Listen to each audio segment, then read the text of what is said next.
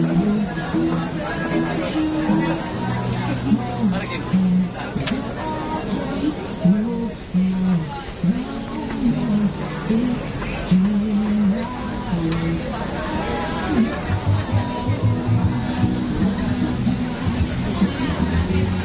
Boy? Ay, hindi ako si Tito Boy Abundang.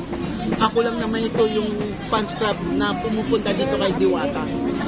Ano nga ba ang meron si Diwata? Bakit binabalik-balikan si Diwata? Kaya kaibigan, hi, ate, kuya, pag-usapan natin ang mga nagaganap dito kay Diwata. Now na, nakita ako sa video. Nakita sa video. Sige kayo. Ay, di, ano ko, overload. Bayaran ko na. Daming tao dito. Sobra. Daming tao no, dinadayo.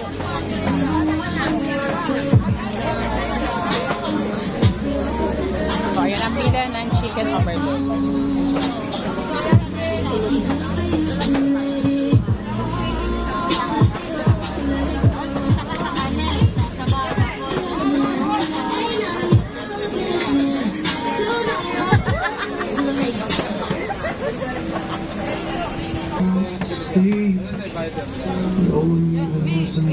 Yes, yes, yo. Isa. Oh. 120 lang yan, 120. So, ayan nga mga ating. So, ayan, nandito tayo sa parisan ni Diwata. So, ayan, ano tayo sa trending na parisan ni Diwata na dinarayo mga ating. So, ayan, makikidayo din tayo. So, ayan na nga. Pumila ako dito para sa Paris overload. Tapos, may pila rin dito para sa chicken na napakalaki. So, ayan, magbabayad na nga tayo mga ating. Kaya lang mga ating, iba pala ang pila ng take out. Kasi magte-take out lang tayo mga ating kasi walang maparadahan ng sasakyan. So, ayan, kailangan natin mag-take out. So, iba pala ang presyo ng take out at saka ng dine-in. So, ayan, dito ang pila ng chicken na pwede naman mag-take out mga ating. So, ayan, iba nga lang talaga ang presyo. Tapos, wala kang rice na pagka-take out. Magbabayad ka ng panibagong ng rice. 10 pesos pagka yung take out mo siya mga ating. So, ayan, ang kagandahan lang dito kasi ang lalaki ng manok.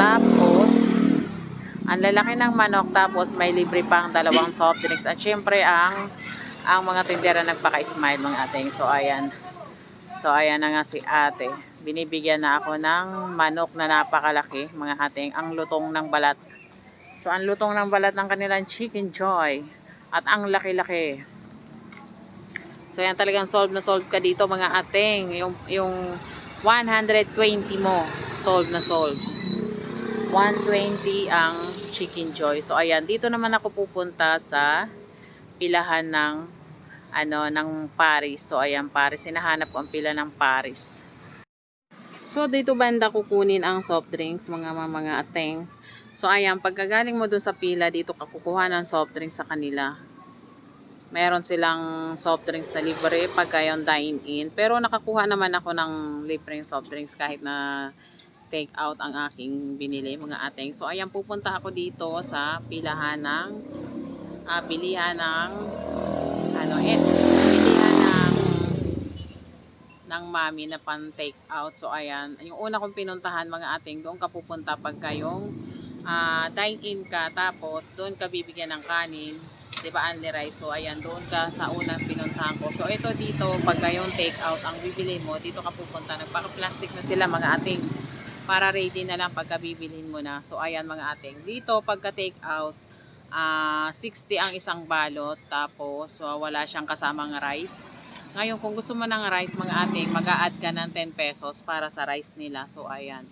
So, ako kasi, gusto ko lang matikman yung Paris nila. Hindi na ako nag-add ng rice unang-una kasi hindi na kailangan ng rice. Ano lang talaga, gusto lang namin Paris. So, ayan. Tapos, ayan na nga, binibigyan na ako ni ate. Ang binayaran ko dito is 120, tapos wala siyang rice. Kasi ang binili ko is 2, tig-isa kami ng asawa ko. So, ayan, kasi yung asawa ko, hindi kami makapag-dine-in kasi yung sasakyan namin, walang maparadahan sa labas. Puno kasi paradahan sa loob. Kung tutusin kasi may paradahan sa loob. Kaso nga, sa sobrang dami ng tao, wala ka nang maparadahan sa loob. So, ayan.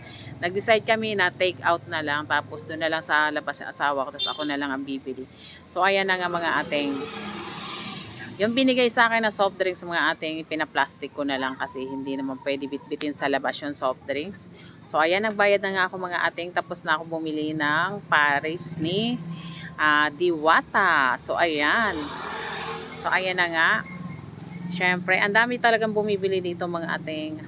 Talagang, siguro kung hindi lang tanghali mga ating naabutin tayo ng siyam-siyam. So, ayan mga ating nakikita ko yung binigay ni Madam Rosmar na tulugan ni Diwata. So, ayan, sana all talaga nabibigyan. So, ayan na nga mga ating, itutur ko kayo ng konti dito sa palibot ng pwesto ni Diwata. So, ayan. Maluwang yung pwesto niya mga ating talagang pwede ka mag-park ng sasakyan dito kaso mahirap na kasi sobrang dami na ng mga nakapark, yung mga motor nagpaka-park na rin dito. Tapos ayan yung kanyang tulugan.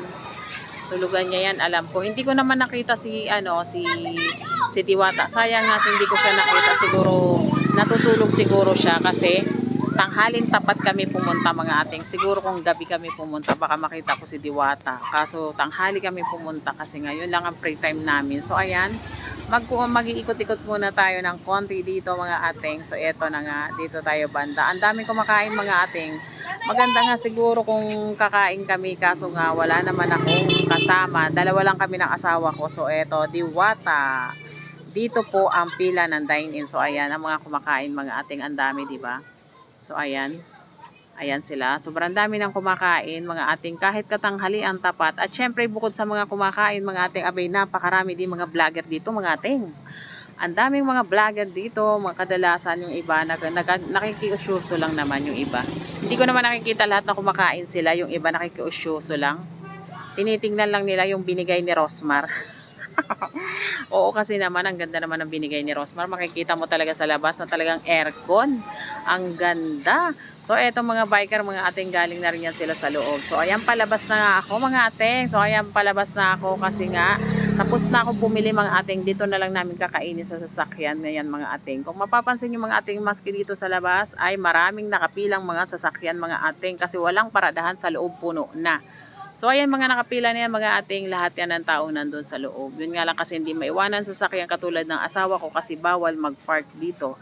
Pwede kayong mariker dito pag dito kayo nagparada. So, ayan, hindi mo pwedeng iwanan sa sasakyan. Siguro mas okay pumunta rito pag gabi. Kasi pag gabi pwede ka mag-park. Pwede mo iwan ang sasakyan mo kasi wala naman mariker pag gabi. Diba? So, ayan na nga mga ating, malapit na ako sa sasakyan namin. Sa sasakyan namin na bulok at makalat. So, ayan. Eto yung sasakyan namin mga ating. Dito yung asawa ko. Alam mo yung asawa ko, kahit na ano, masunurin to sa pila, hindi talaga siya aalis mga ating. So, ayan na nga mga ating. Ayan, maraming salamat. Hanggang dito na lang. Ayan, nakita nyo sasakyan